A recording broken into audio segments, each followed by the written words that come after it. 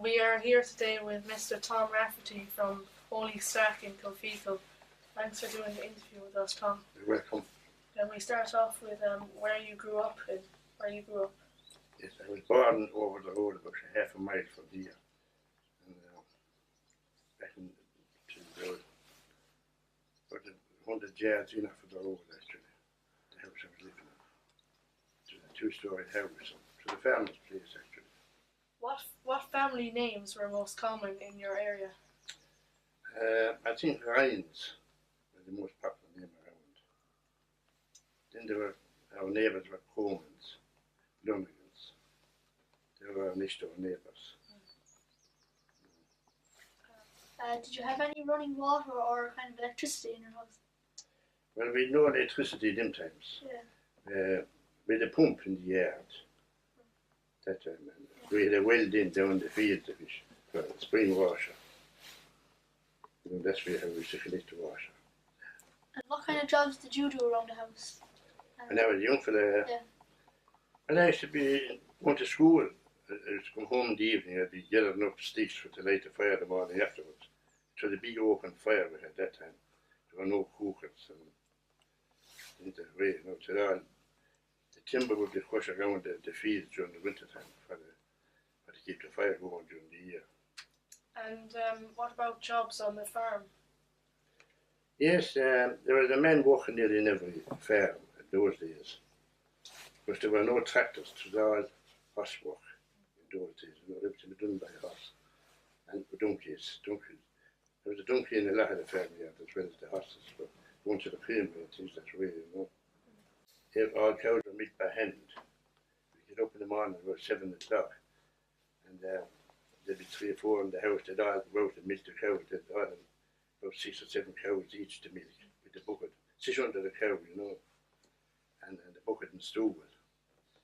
And then we put the milk into a churn. And when the cows were milked in, we would take it to the creamery. Often the donkey, that'd be his job to go to the creamery with the milk. And come back again, And, did neighbours do work together? Like, did they help each other? They did at certain times of the year. When the thrashing would be coming up in the harvest, the thrashing would be going on in the neighbourhood. 7 or 8 neighbours would collect together doing the thrashing in a place. And when that place would be finished, they'd go on to the next neighbour. One day again for another day's thrashing. They'd be out in September, when the corn would be ripe and all that, So they used to work that way always. Did you grow any food at home? We grew potatoes, with potatoes and food in for the cattle, mangels and turnips. And we used to grow cabbage in, of course, as well, and for our own use for the table, Then people used to have corn in one time too, in the farm. There was a time back in our, I think it's back in the 40s, that everyone had to till a certain amount of land. And they had to have a certain amount of wheat.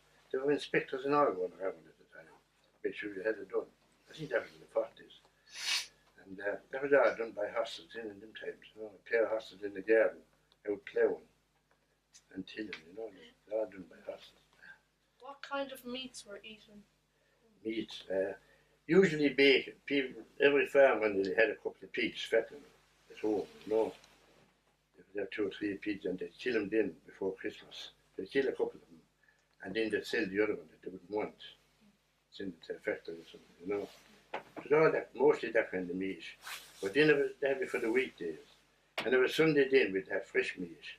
A bit of lamb maybe or a bit of beef or something that way, Sunday. And Friday then, them times there was no meat allowed. It would be fish at that time. We'd have a Friday.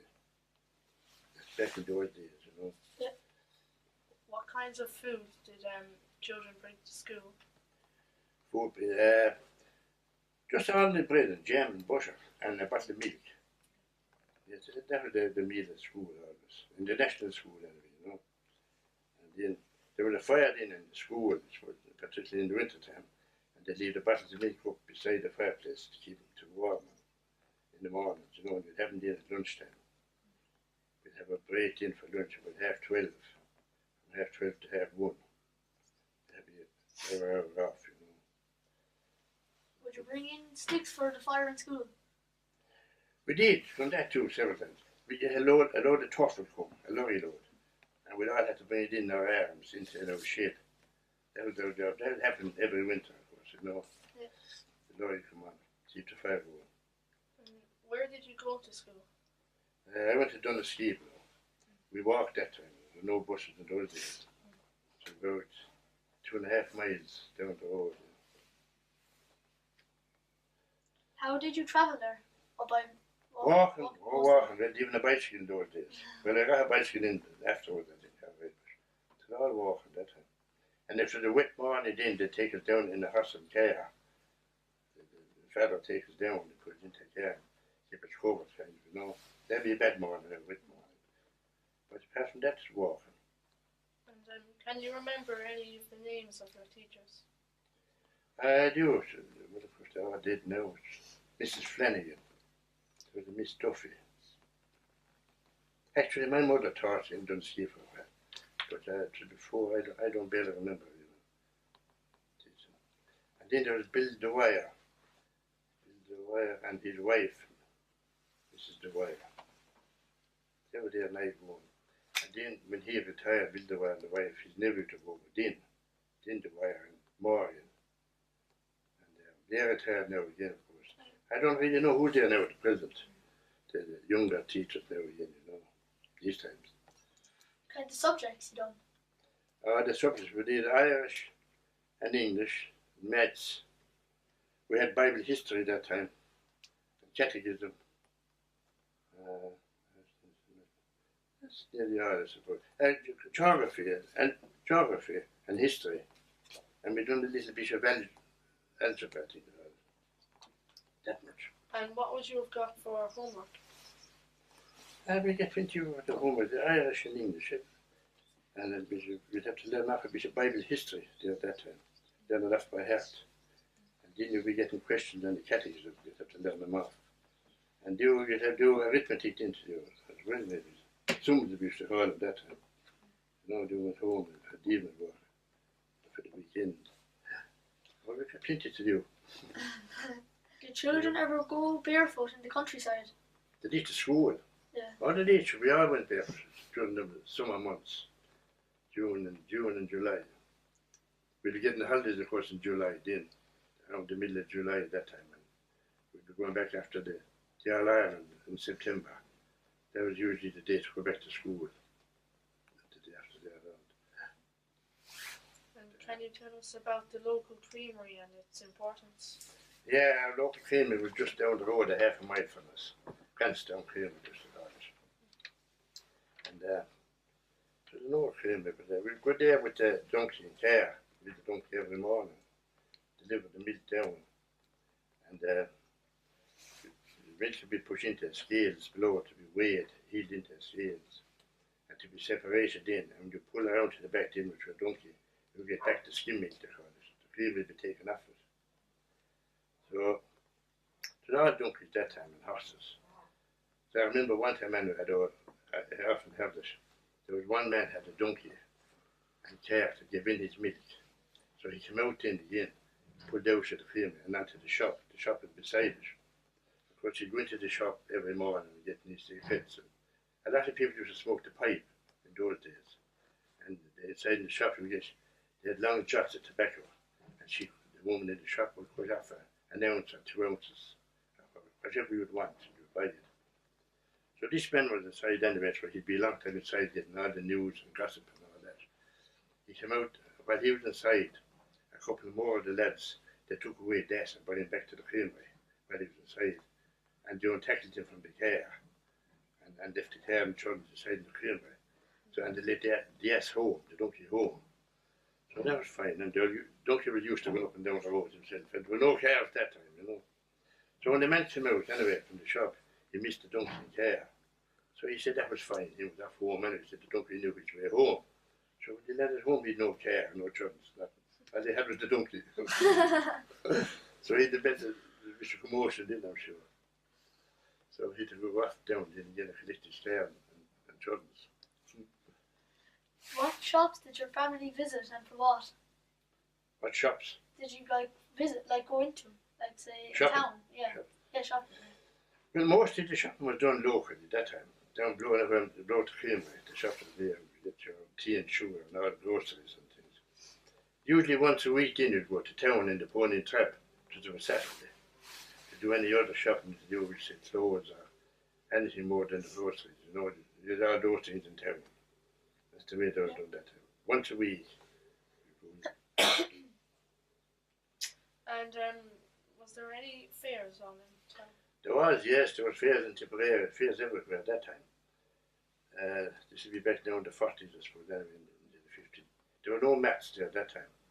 Everyone would drive in their cattle. You get up the morning of the fair about 4 o'clock, and you'll get you to be in the month of November, the dark of the morning, and you'd drive your cattle out the road and into town. You'd be into town in about 2 hours, and you'd have the cattle up along the street, and you'd park them up along someplace. There'd be a couple of men who'd mind them, you know. Everyone else did, it'd be the same, all the other farms, you know, they'd drive in their cattle along the road.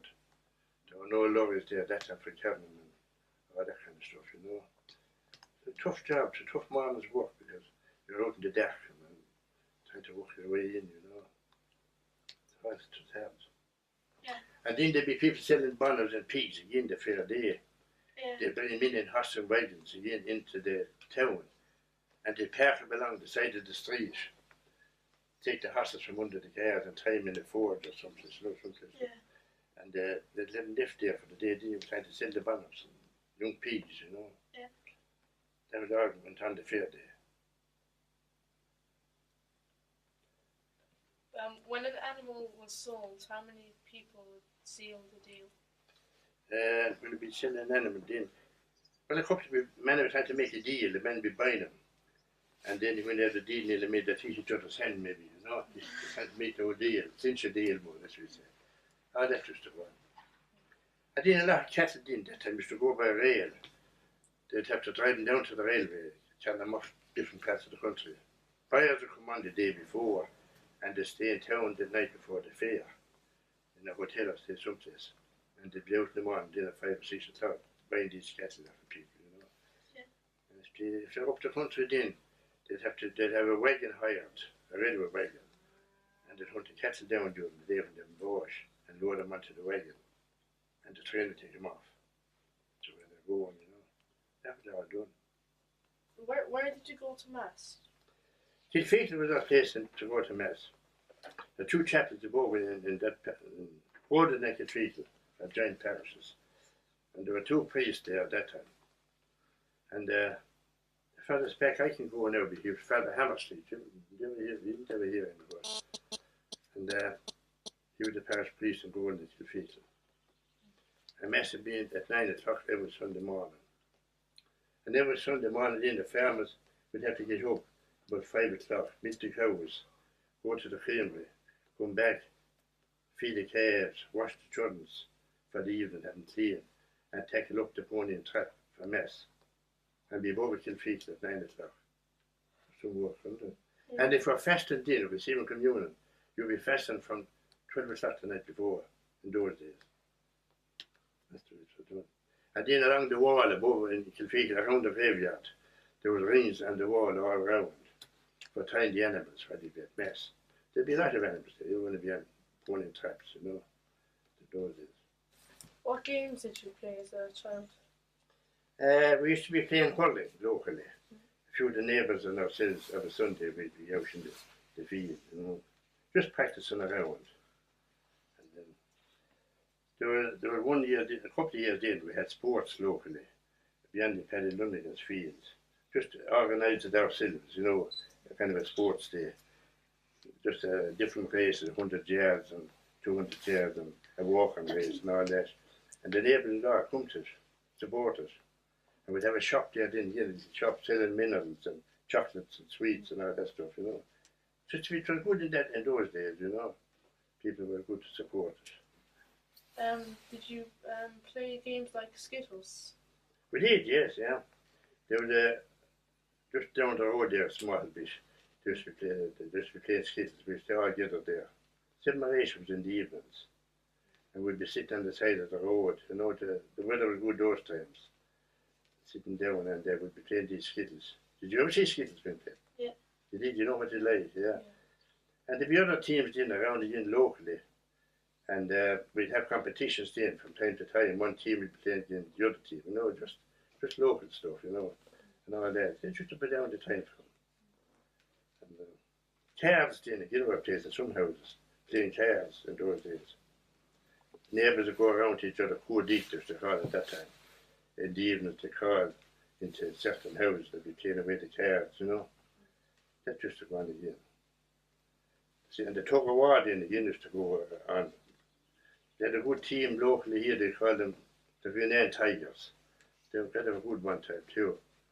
And there were different teams. There was a team down towards Palace, Cloverfield used to call them. They had a good team again. And they'd be competing against each other. Then again, different times. Again, you know, different teams. Yeah. There'd be 7 aside on the team.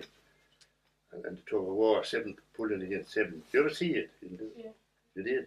7 pulling against 7. And they'd have 3 pulls. And whoever pulled the 2 would win, you know, 2 out of 3. Thank you, Tom, for your time.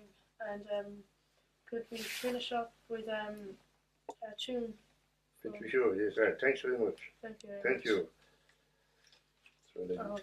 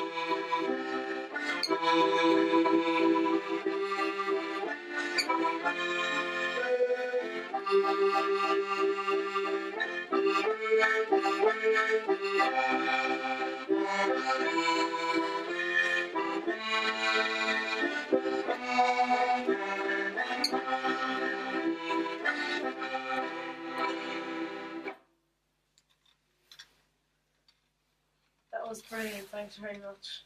right, welcome. Thanks very much.